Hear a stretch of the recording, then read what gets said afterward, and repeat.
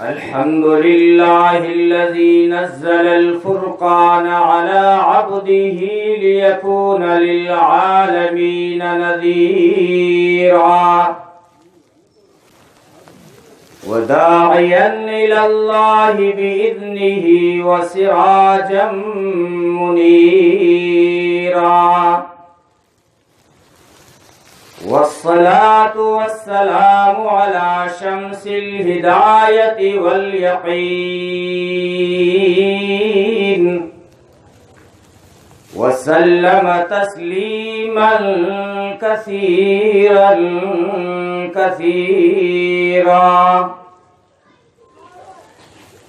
أما بعد فأعوذ بالله من الشيطان الرجيم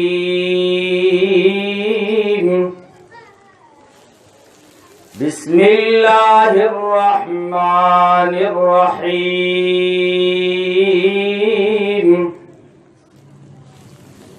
إن الذين قالوا ربنا الله ثم استقاموا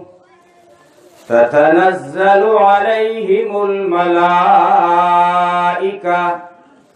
ألا تخافوا ولا تحزنوا وأبشروا بالجنة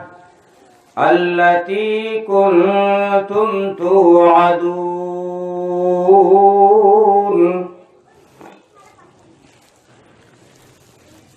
شان آنکھوں میں نجستی تھی جہانداروں کی شان آنکھوں میں نجستی تھی جہانداروں کی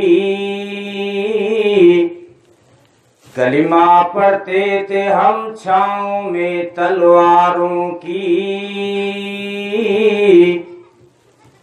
ٹل نہ سکتے تھے اگر جنگ میں اڑ جاتے تھے تو پاؤں شیروں کے بھی میدان سے اکھڑ جاتے تھے تجھ سے سرکش ہوا کوئی تو بگڑ جاتے تھے تیغ کیا چیز ہے ہم توپ سے لڑ جاتے تھے دو عالم سے کرتی ہے بیگانہ دل کو عجب چیز ہے لذت آشنائی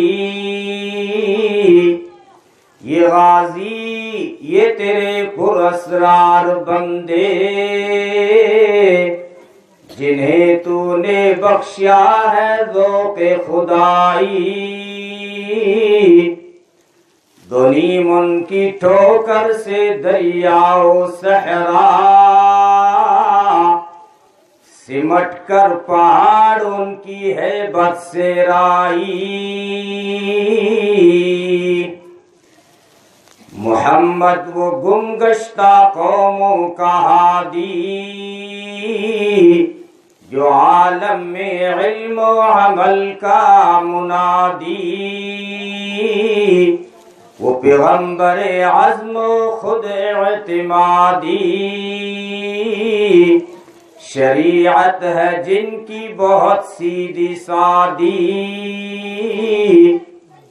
محبت کے یوں جس نے دریا بہائے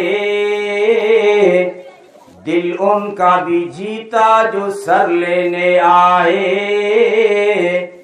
یہ بندہ نوازی کے جوہر دکھائے کہ خود کھائے جو اور جواہر لٹائے خوشی اپنی غیروں کے غم میں بھلا دی